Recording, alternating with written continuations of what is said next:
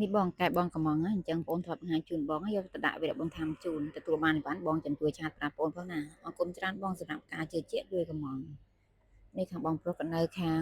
ស្រុកអូរ៉ាកំពង់ស្ពឺក៏កំងណាចឹងបងតាមខេត្តមានតម្រូវការកែបដោយតែបងធ្លាប់បង្ហាញចឹងបងធ្លាប់បង្ហាញជូនបងមើលមកជុំសិនទៅណា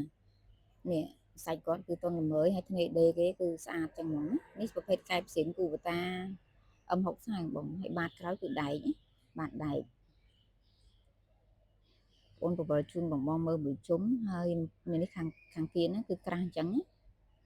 ហើយសាច់ពូកគាត់គឺតុនហើយស្បែកពូកគាត់គឺស្វិតអត់ងាយលះហើយទេបងប្រភេទគ្រឿងស៊ីនហើយតម្លៃតែ100បន្តិចទេណាបងហើយព្រីដឹកជូនបងទៀតថតពីក្រោមម្ដងនេះខាងក្រោមដៃដូចគ្នាមានលេខកូដ QR code លើនឹងដោយសារគ្រឿងស៊ីនគាត់ភ្ជាប់ដូចជាមួយនឹងភាគច្រើនគឺមានលេខកូដលើនឹងហ្មងគ្រឿងស៊ីនមើលគ្នាដេគេបងស្អាតអត់ឲ្យយកបងអត់ឲ្យយកទៅដល់ទាស់ថាអូយមិនស្អាតចេះមិនស្អាតចុះហើយបើថាគឺក្រៅក្រុមហ៊ុននឹងដឹងបើគេក្រុមហ៊ុនរបស់គេគឺទៅដល់អត់ឲ្យខាងយើងអ្នកទិញទាស់ចិត្តនេះគឺស្អាតហ្មងភ្លឹងណាចឹងបងមានតម្រូវការកែបនេះបងក៏មកបានណាមិនតា678ទេខាងបងមានស្តុកទាំងអស់ហើយនេះទីតាំងរបស់បងណាបងមិនភ័យព្រួយបារម្ភថាខ្លាចទិញទៅ